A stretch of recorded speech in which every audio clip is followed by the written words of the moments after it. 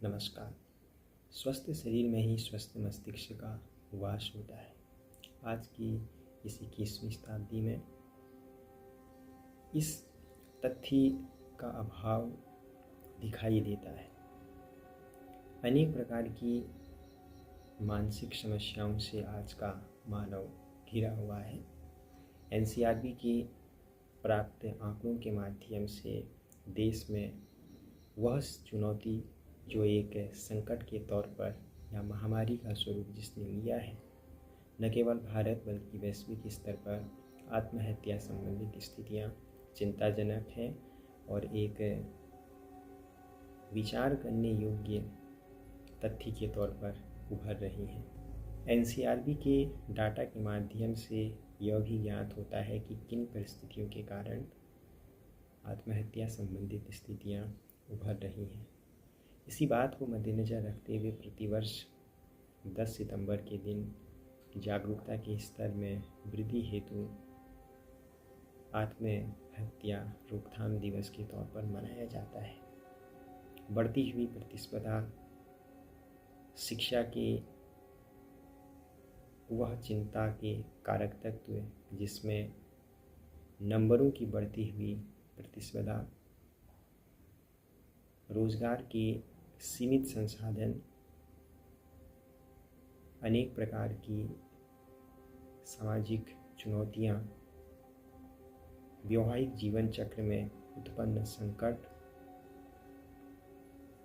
बढ़ती हुई प्रतिस्पर्धा के दौर में सीमित आय के साधन आदि ऐसे अनेक कारक तत्व उन स्थितियों की ओर बढ़ने के लिए विवश करती हैं, चाहे वह व्यक्ति है, चाहे वह छात्र है, चाहे वह किसान हो या समाज में रहने वाला कोई भी व्यक्ति, जिसके कारण से व्यक्ति उन कदमों को उठाता है जो कदम उठाने नहीं चाहिए।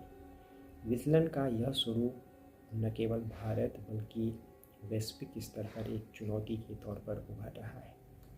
राष्ट्रीय अपराध रिकॉर्ड ब्यूरो के डाटा के अनुसार से अगर हम देखें, वर्ष 2018 में 1,34,516, वर्ष 2019 में 1,39,123, वर्ष 2020 में 1,53,052, वर्ष 2021 में 1,64,033 और वर्ष 2022 में 1,70,924 लोगों ने आत्महत्याएं की। ये वह डाटा है जो प्राप्त एनसीआरबी के रिकॉर्ड में जिसका उल्लेखित किया गया है। इससे इतर अनेक ऐसी घटनाएं या अनेक ऐसे संख्यात्मक विवरण होंगे जो प्रदर्शित नहीं हो पाए।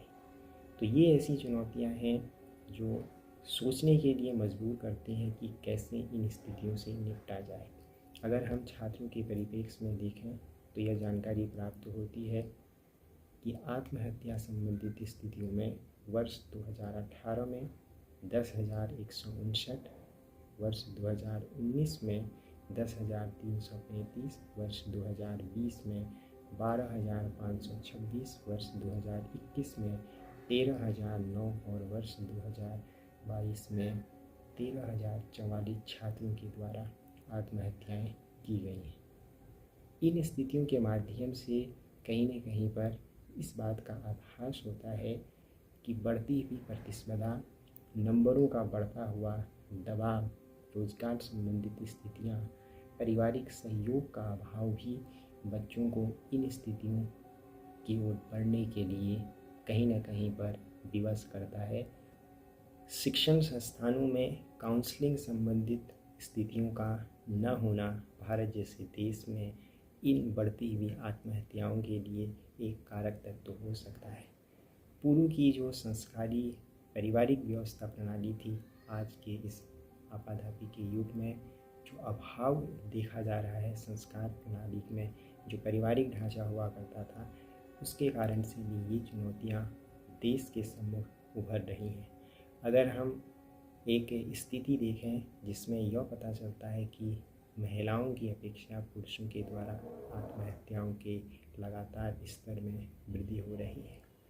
इसी बात को ध्यान में रखते हुए जब 10 सितंबर को अंतर्राष्ट्रीय स्तर पर आत्महत्या रोकथाम दिवस के तौर पर मनाया जाता है, तो प्रतिवर्ष इसकी एक थीम होती है। वर्ष 2024 के परिप्रेक्ष्य में अगर हम बात करें तो थीम निर्धारित की गई है changing the narrative on suicide, और इस थीम को 2024 से लेकर 2026 तक निर्धारित किया गया है।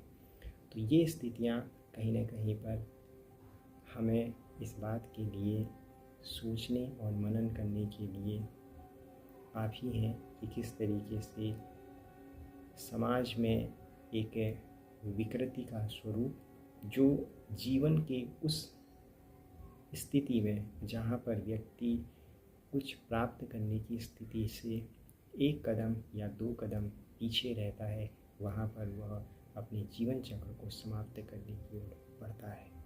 तो ये स्थितियाँ विचार करने के लिए हमारे नीति निर्माताओं के लिए काफ़ी हैं कि कैसे उन स्थितियों को स्थापित किया जाए जिससे कि बच्चे या कोई भी नागरिक अच्छे जीवन की परिकल्पना को साकार करें। धन्यवाद।